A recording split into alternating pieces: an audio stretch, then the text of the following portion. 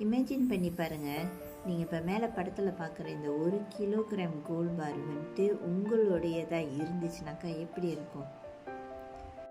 போன வருஷம் ஜனவரி 2023, ஓகே, அப்போ இதே 1 KG gold பாரோட value 278,966 ரிங்கேட்டுங்க.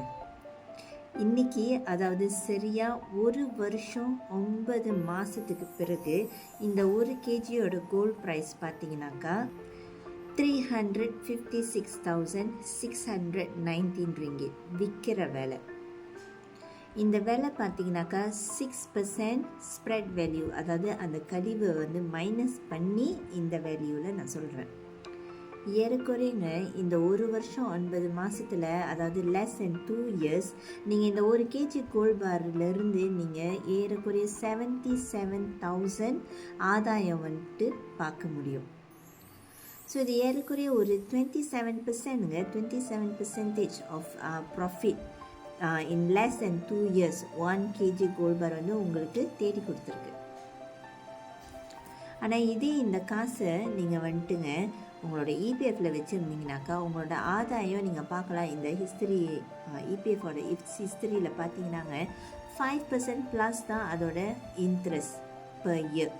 But then for gold 1 KG gold உங்களுக்கு ஏறக்குறைய more than 10% of interest. And போன வருஷத்துலேயே நீங்கள் பார்த்தீங்கன்னா 27% இன்ட்ரெஸ்ட் வந்து உங்களுக்கு ஆதாயத்தை தேடி கொடுத்துருக்கு. இப்போ நீங்கள் சொல்லுங்கள், நாங்கள் சொல்கிறது ஒரு ஃபேமிலிக்கு 1 கேஜி கோல்டு இருந்தால் போதும், 1 கேஜி கோல்டு சேர்த்து வச்சா போதும் அப்படின்னு நாங்கள் சொல்கிறது வந்துட்டு சரியில்லையான்னு இப்போ நீங்கள் யோசிச்சு பாருங்கள்.